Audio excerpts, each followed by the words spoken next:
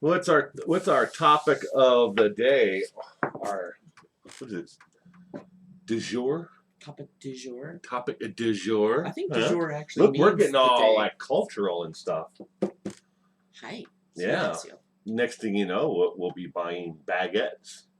Ooh, That's a French thing, isn't it? baguette. But I think you have to say it with an Oh, overly. baguette. Okay, not like that. No. Escargot. No, one likes escargot. I've actually had escargot that tasted okay once. I wanted a divorce. It was years and years and years before I ever met you. That's not the point. The point is that It was cooked in like a garlic and clarified butter. It was really you good. ate And a it had snail at Parmesan some on point top in of time. it. You ate dirt snot, and now. Yeah. This is how I got this way. I ate snails. And I ate mushrooms, and I liked them. I can't be with you anymore. Bye.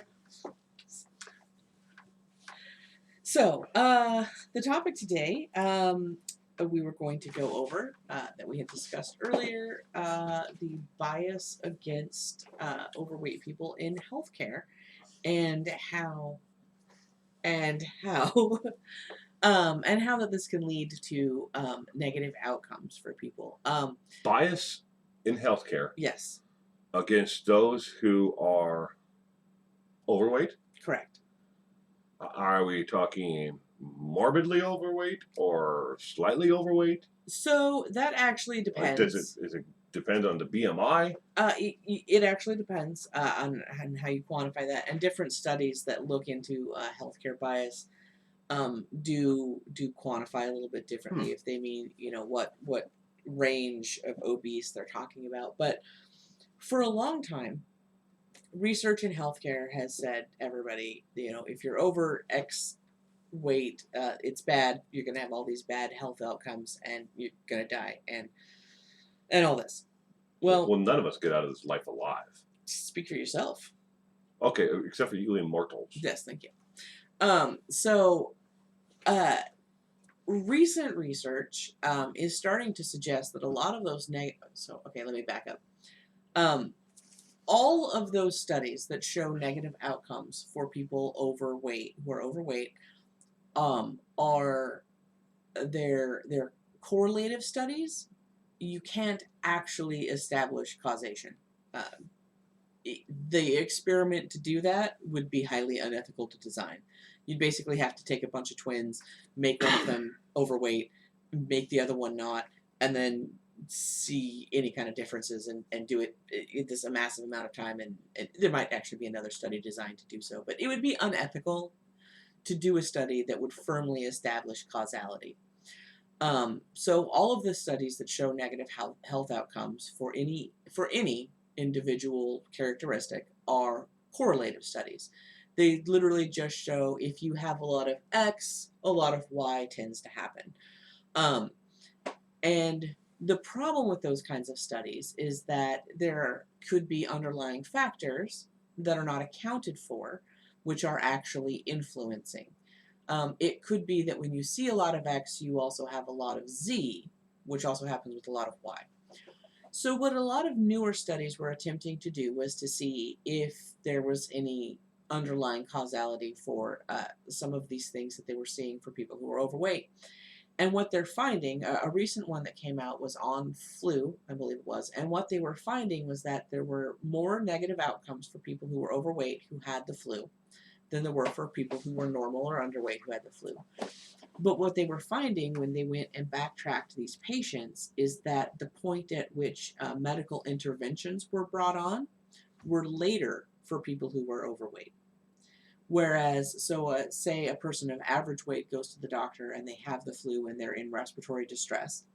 And the doctor's like, oh, you are in respiratory distress. We're going to send you to the hospital and you will get XYZ treatment, right?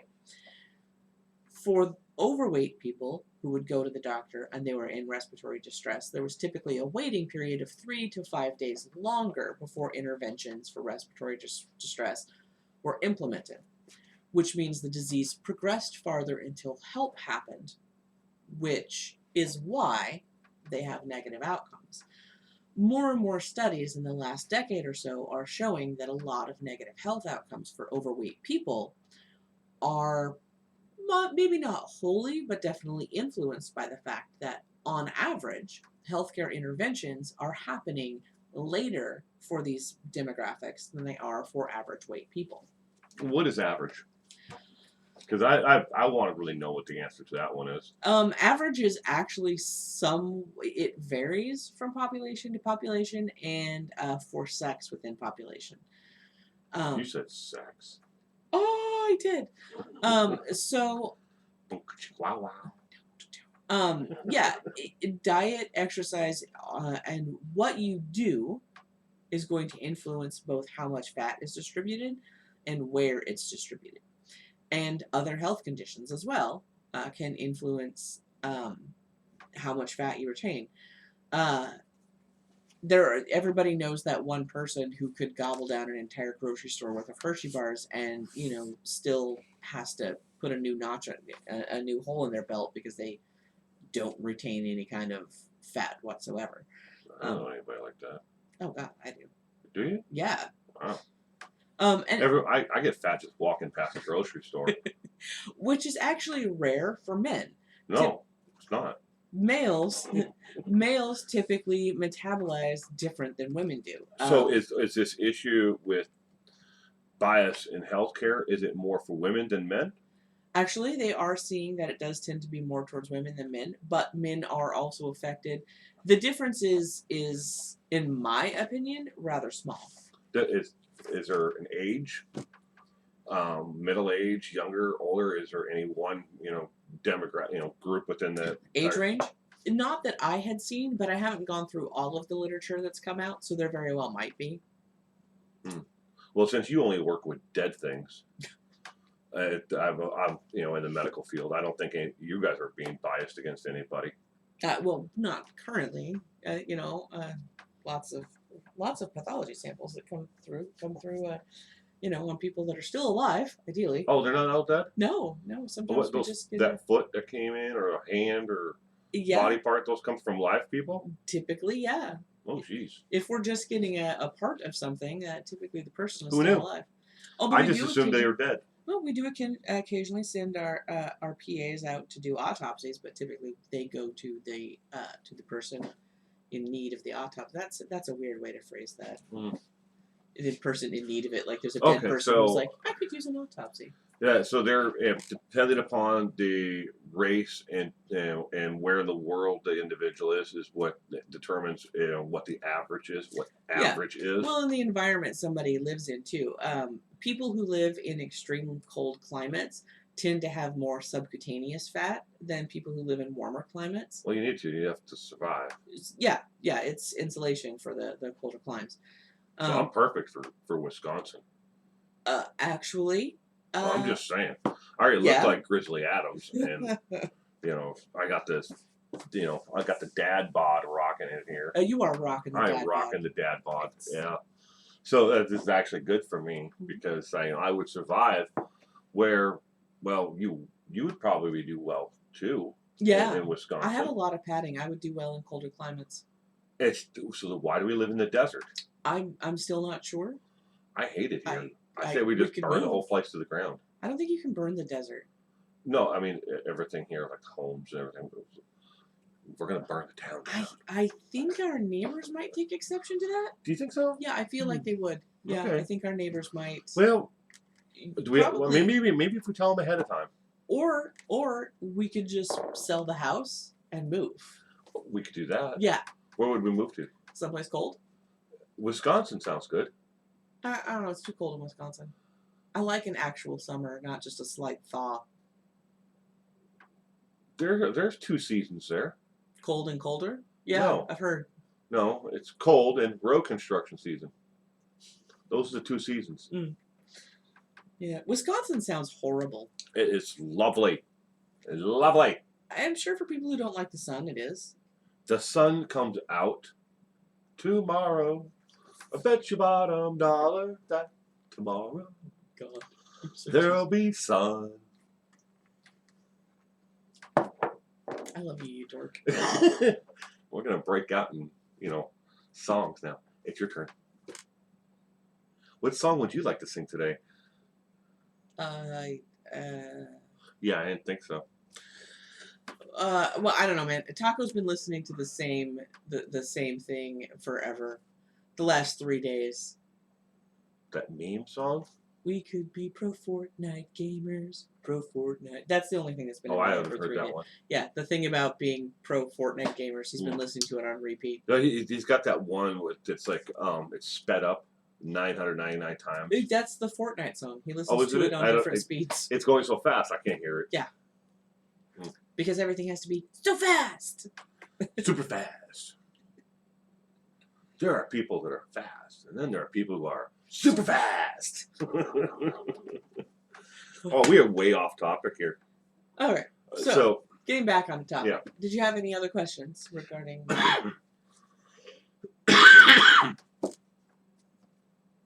Do I have any other questions?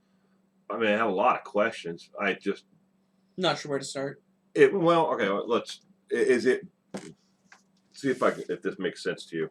My first question would be: is there a certain area in the medical field that there's more of the bias in than others? Is it emergency medicine? Is it is it more in family practice? Is it more So from what I've read, it looks like it seems to be fairly evenly distributed across practices. Now there are some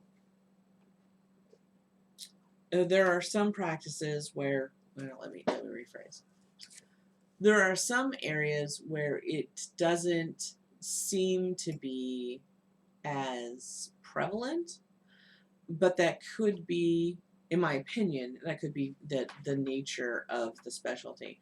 Most of the, and this is personal experience, most of the endocrinologists that I know don't seem to be as biased against overweight people, but they see a lot of overweight people in their practice because a lot of people who are overweight have metabolic issues, and being overweight can cause metabolic issues. And knowing that, there's that right there. It just, personally, most of the endocrinologists I know aren't like that.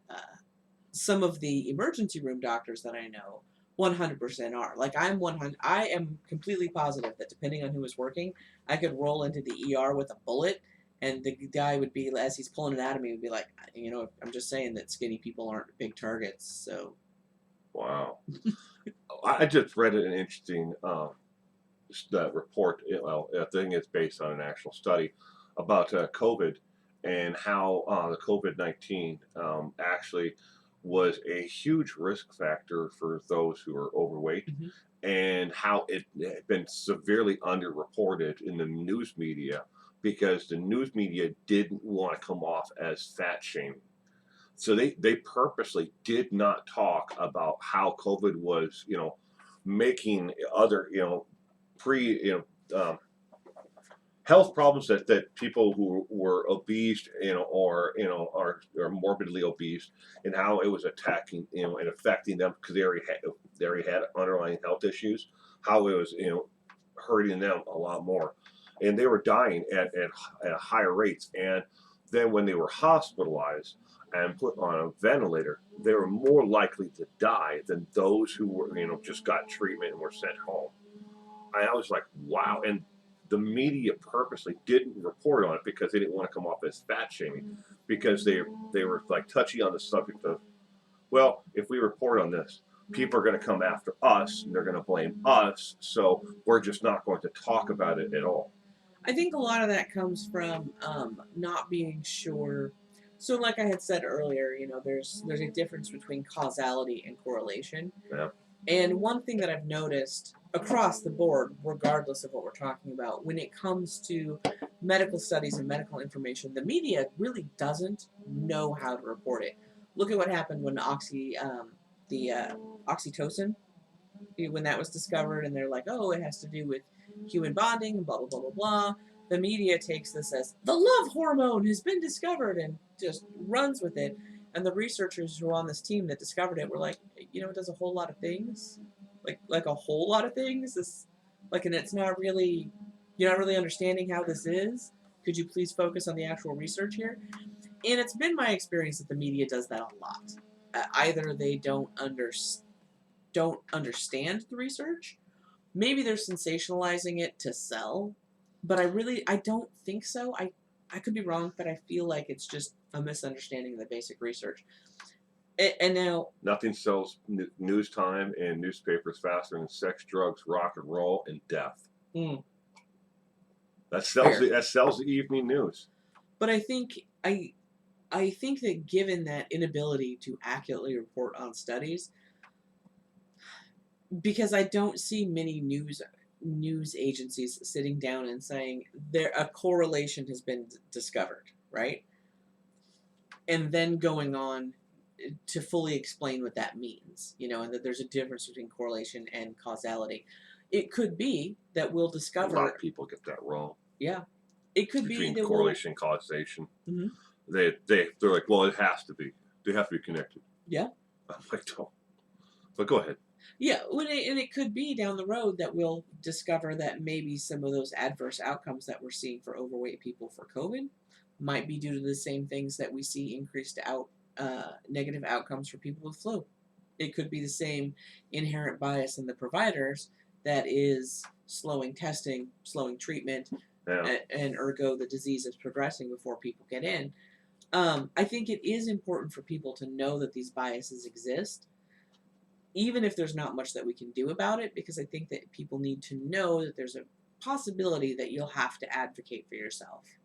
You should do so You should regardless. always advocate for your own medical health. Yeah, but be aware that if you feel that something is wrong and that you're sick and that there's something wrong, not to allow your provider to dismiss you. You very well could be fine, but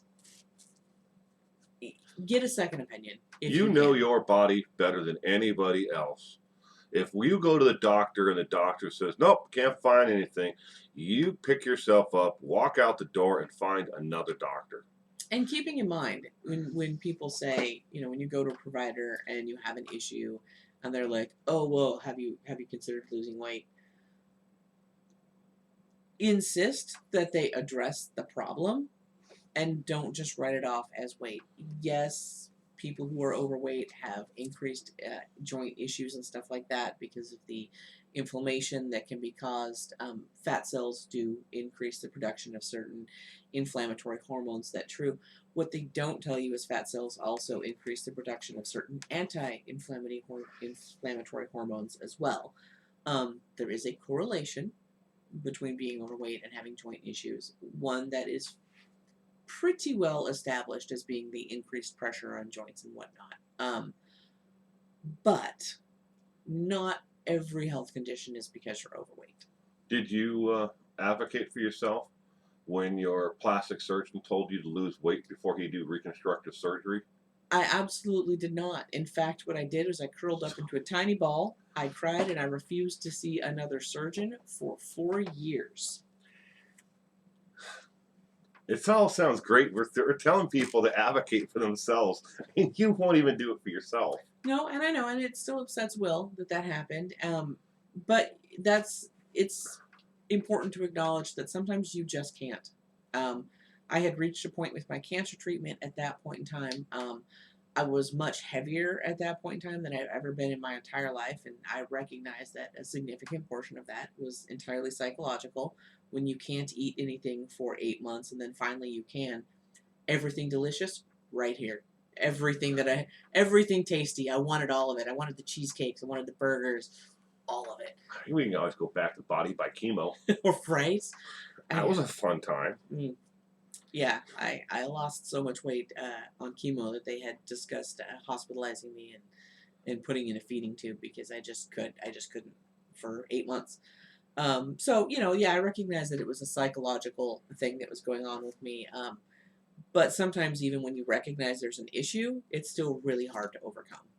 So have you found a plastic surgeon now who is not going to fat shame you? I did. Before, doing reconstructive surgery? I did. I found a good plastic surgeon, and I went and I had a conversation with him. He asked me why I selected him over the other plastic surgeons, and I was very blunt with him, and I said, I'm a big girl who wants good-looking titties, and I looked at your portfolio of the work that you've done, and you've done a lot of work on big girls, and those were some good-looking titties. Really? Yep. That's a conversation you had. That was the conversation. I have no doubt that is exactly how you put it too. So, but is there a bias though when it comes to elective surgeries or medical surgeries? When it comes to those who are overweight. Elective surgeries? There is and there isn't. There's a hesitancy for a lot of people to do surgeries on people who are overweight because of the increase of negative outcomes. And so a lot of surgeons, and again, this is just personal experience from people that I know. A lot of surgeons that I know will have a prolonged conversation with the patient prior to doing so. Well, they will tell them, typically people who of your weight have more adverse health outcomes. I am a little bit nervous doing this surgery because of it, but if you want to go ahead and do it, we will. I just need you to understand, that there's going to be X number of problems. There are some surgeries that are really, really difficult to do for people who are very obese. And there have been occasions where these surgeries are necessary, but because of the difficulty of doing them on very obese people, they'll be put on extremely restrictive diets to rapidly lose enough weight so that they can go in and do the surgery. Mm. There's an inherent danger in rapid weight loss also, and it can sabotage future weight loss. Rapid weight loss freaks your body the fuck out. So then the next time you get even a calorie, your body's like, I'm holding on to this shit. It's mine, all of it. So they prefer not to do that if possible, but will if need be. So I'm guessing since there is a bias against in the medical side of it, there's definitely a bias when it comes to insuring that. There can be. There are protections in place for insurance companies. Everybody. I mean, insurance companies are protected left and right. Jesus Christ, right? Holy hell. I just read about back to COVID-19 about two of the largest insurance companies here in America who denied coverages for businesses and individuals because they classified COVID-19 as a pollutant as opposed to a virus. That way they could deny all coverage for claims coming in. Seriously? And it's like $39 million worth of claims that came in for lost revenue, loss of income. And these are things that people had coverage for. And they said, well, we're gonna classify it as a pollutant as opposed to a virus. That way, it's just like, pollutant could be anything from gasoline to coal dust to something like that. Environmental, a pollutant. Yes, well, we don't cover environmental pollutants. I'm sorry, COVID, is a pollutant. For those viewers of ours who live outside the U.S., yes, U.S. insurance companies are that. Most U.S. insurance companies also have a lifetime cap on what they'll pay for medical coverage, and they won't tell you when you've hit it. So you're continuing to pay your insurance premiums for a product, for a service that you won't get because you've reached. We found that one out. Just go through cancer treatment with somebody. You will max out in a heartbeat on it all, and they won't tell you. They'll just all of a sudden everything just stops, and you're getting 100% of the bill. Yeah. I went gardening. I couldn't find my gloves. Ow! What the hell did you do? I know, my hands are so swollen. Why would you do that? And I've got blisters all over them. Turn your fingers. Turn your finger. The camera's over there. I don't know if you guys can see those. Those are big old blisters on our fingers. These are blisters that popped, and there's additional blisters underneath them. Yeah. So why would you do that? Well, I couldn't. We're getting way off topic, but why would you do that? I couldn't find my gloves, and I was like, "Oh." Did you ask me for them? No. Do you know where they are now? I went and bought another pair. I put them away because you left them on your desk, and your son was running around the house with them on his little hands. I know, he's so cute. I'm trying to put his Batman, gardening gloves on him. He didn't want those. He wanted mommy's. So they're like 3 times the size of his hands, but he thought it was cute and funny. Then he started wearing your socks on his hands. Yeah, I decided I don't need the gloves. It won't be so bad. And my hands are just destroyed. Well, physical activity, no pain, no gain. No, No, that's I no. read that somewhere. They It might lied have to been me. on a T-shirt. Pain is a sign that there's something wrong and you need to stop. Oh, is it? Yes. Oh. What if you have pain? You know, like you're in like physical pain, you know, in your life, like severe chronic pain. Should you just stop life? Oh, you know, I've been thinking about it. I'm over 40. Oh, I wasn't talking about you. A couple weeks back, about a month or so back, I went Ignoring that to question, are you? yep, I went to a new provider, and she had asked me. She goes, "Oh, well, when did the pain start?" And I was like, "I'm not really sure when it started, but it started interfering with life about 2 or 3 weeks ago."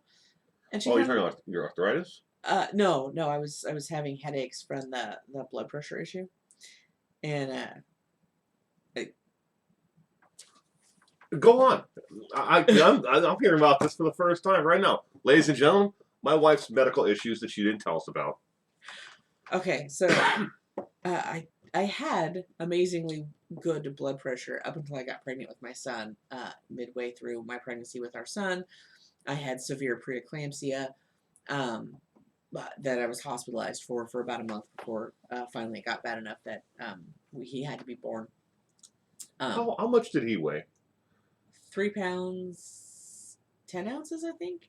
3 pounds Yeah, I was 14 going to look at ounces. the shadow box in the house. Yeah, It came up on a live stream yesterday. I think it was 3 pounds 14 ounces. All right, Three go ahead. pounds something. Go anyways. Yeah. So you had really good health blood pressure until your son was born. Then you had No, no. preeclampsia. Yeah, until I was And then pregnant with Taco, and then I had the preeclampsia. And women that have preeclampsia oftentimes will develop blood pressure problems later on. And I had noticed I was starting to have some of the same symptoms I had when I had the preeclampsia. I was getting dizzy, I was having headaches, I was having blurred vision, and so I'd gone to the doctor. it's a tumor. It was not a tumor. It's a tumor. And my blood pressure is doing weird things, and we go over the preeclampsia thing and da da da da, and the doctor puts me on a low dose of blood pressure medication. But anyways, the new doctor was asking me, when the headaches had started, and I said, well, I'm not sure when they started, but I started noticing that they were interfering with life a couple of weeks ago. And she gives me this really weird, and she's just this young thing. I go to the teaching hospital, or the teaching clinic, and she's just this young, new doctor.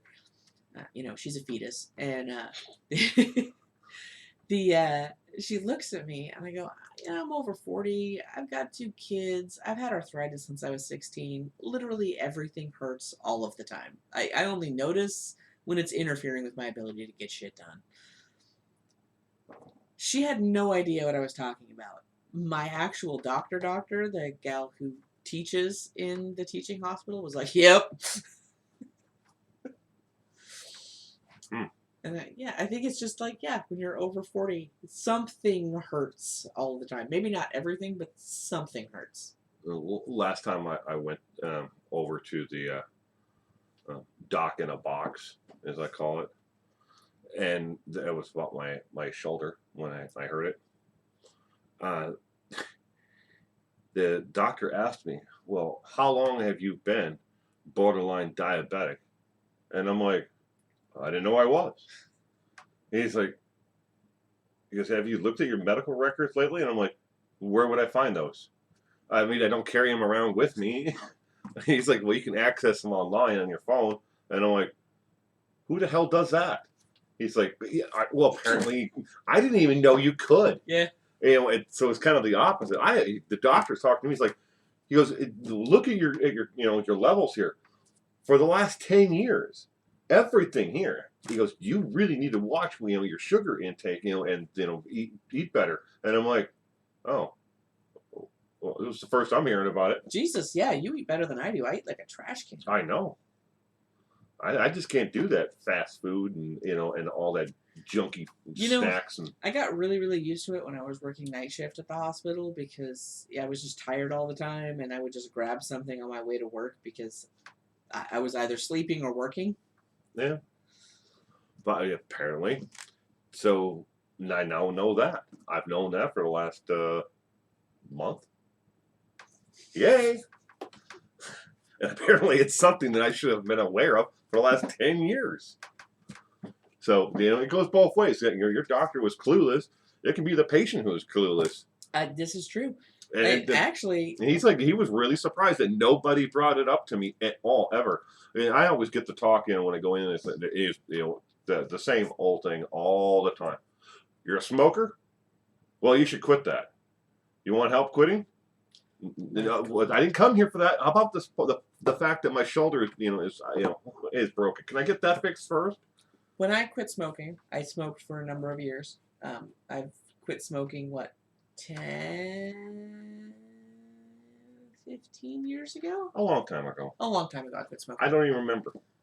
So I was having difficulty quitting smoking.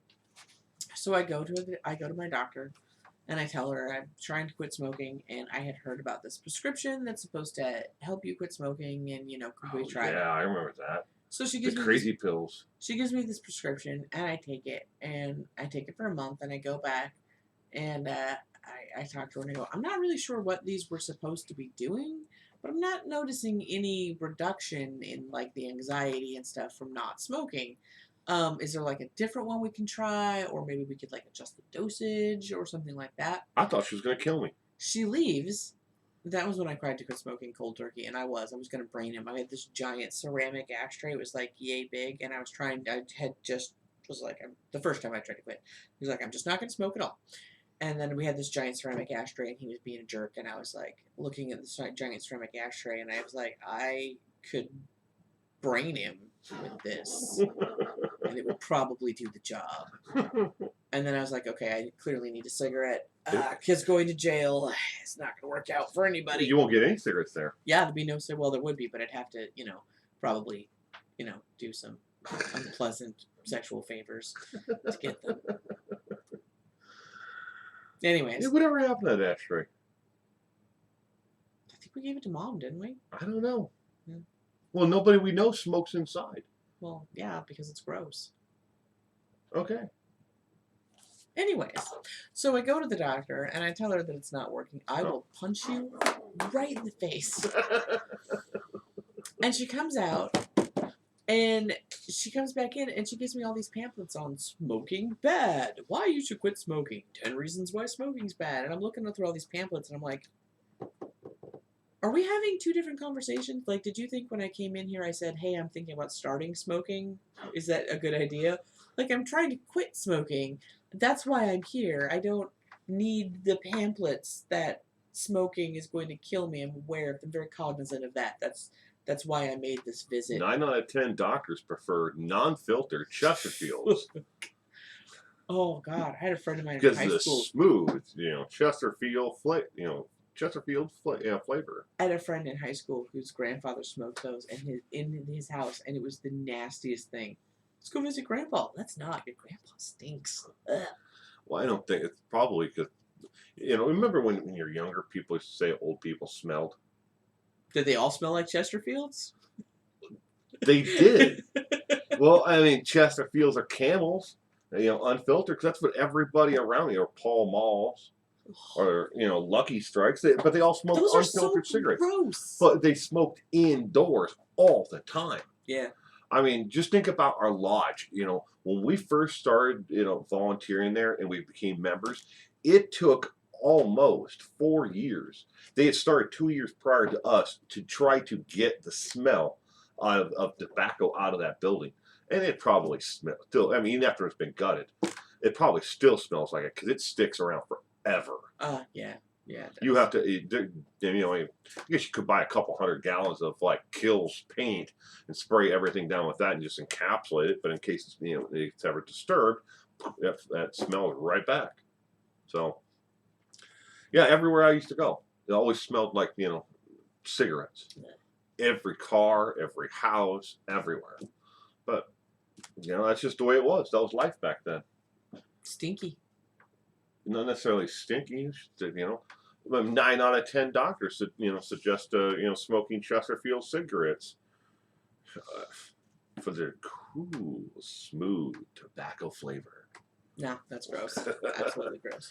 So, back to our topic though. The bias in medical, is there biases towards people who are overweight in other avenues besides medical? Oh yeah. There's well documented career bias. How about getting credit and purchasing a home and anything like that? So, That'd not be interesting. so much. Um, from what I've read, so there's bias in getting credit established, but from what I've read, it doesn't tend to be towards people who are obese. Hmm. I don't know if you remember or not, Race? but about 5 years ago, several major U.S. lenders were fined because they had discovered that people that had black sounding names were being charged higher percentage rates Hmm. than their Caucasian named people with comparable credit scores. Did I tell you that I want to file a lawsuit? I want to get my white privilege. I think we were discriminated against when Elizabeth was younger because we weren't poor enough. We didn't get any help because we were middle class. We didn't get our white privilege. Well, see, like we were just So we should sue for it. what we were just discussing And just then now. I'll spill a cup of coffee on myself too, so we can make sure we get some extra. Actually, we'll address that in a second. So when somebody says white privilege, they're not talking about a benefit that you're getting.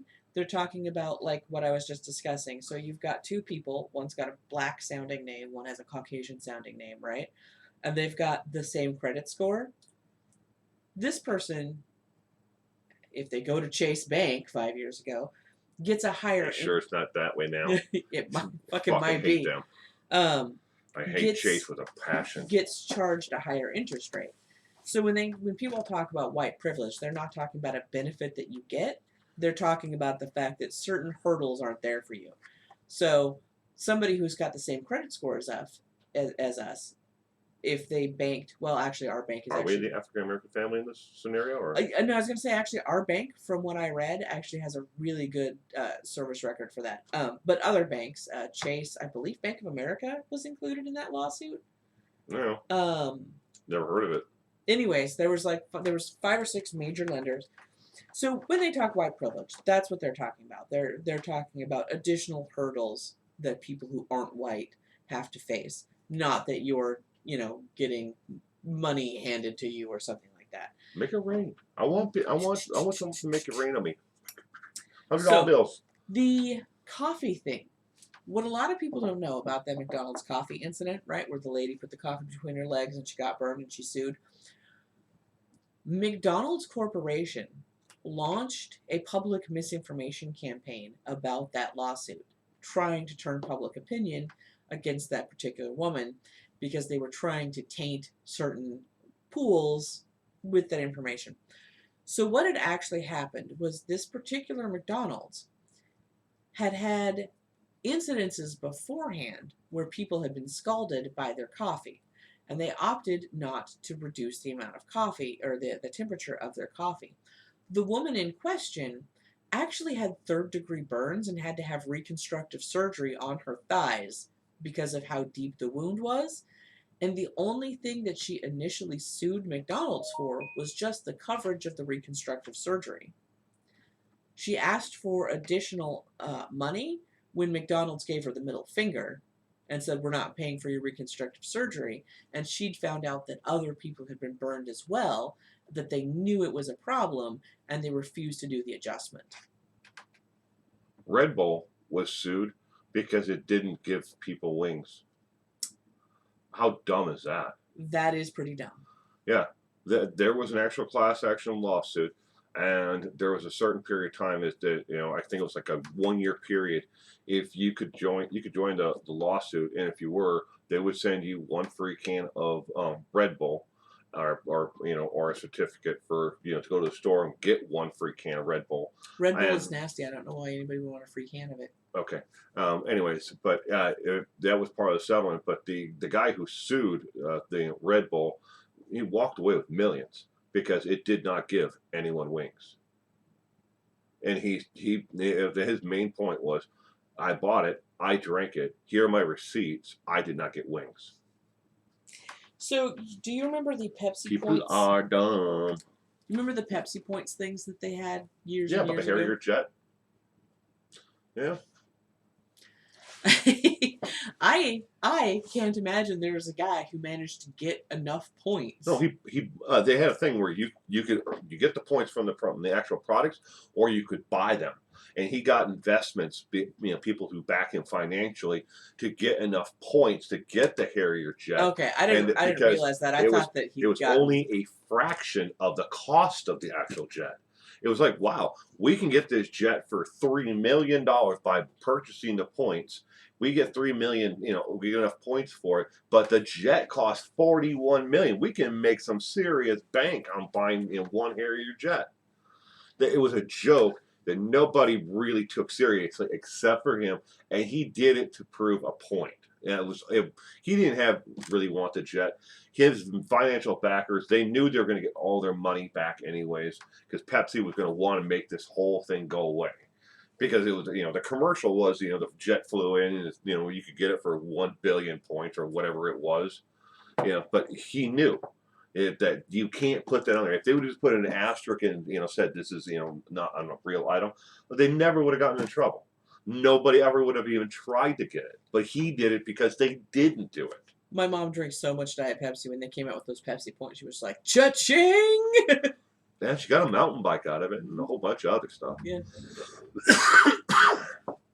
They also did the same thing in the Philippines, where there was a Pepsi, where there was a number, and if you had that number, you could, you'd win money. But they mistakenly printed millions of caps with the same numbers. So, yeah, people went absolutely nuts. They lost their noggin out there. All right, well, we are way off subject, so I think we should just wrap this up since we can't seem to take. We gotta go garden. Well, you do. You do. I do not. So, well, thank you for joining us today. I hope that something during this conversation was informative. Any parting words of wisdom for the audience out there today? You stay safe out there. That's my line. That's my line. So what should I say for you? You don't have a tagline. That was my tagline. Well, I don't. Do I need a tagline? Yeah, you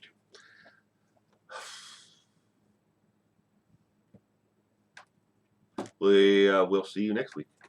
Bye. Don't be creepy. Stop. Stop. Let's do the intro. All right. Let's take this serious for once in our lives. 1, 2, 3. Hello, and welcome to the Taco Cast. I'm Crystal. I'm Satan. What was that voice? You said be serious. That was my serious voice. Okay, let's try this again. She's gonna say something right. Not until you stop making that face. I'm not making any faces. You are making a face. I can see them. You're still making a face. I'm smiling. People say I never smile in any of my videos. If that's your smile, you should stop doing it. See? They didn't think about that, did they? When they said you should smile more. All right, I'm doing it. I'm doing the intro, even if you make that face. Hi, okay. Welcome to the Taco Cast. I'm Crystal. I'm Will. You're our audience on this Sunday. I hope you're having a lovely Sunday. You're still making the face. Oh. All right, so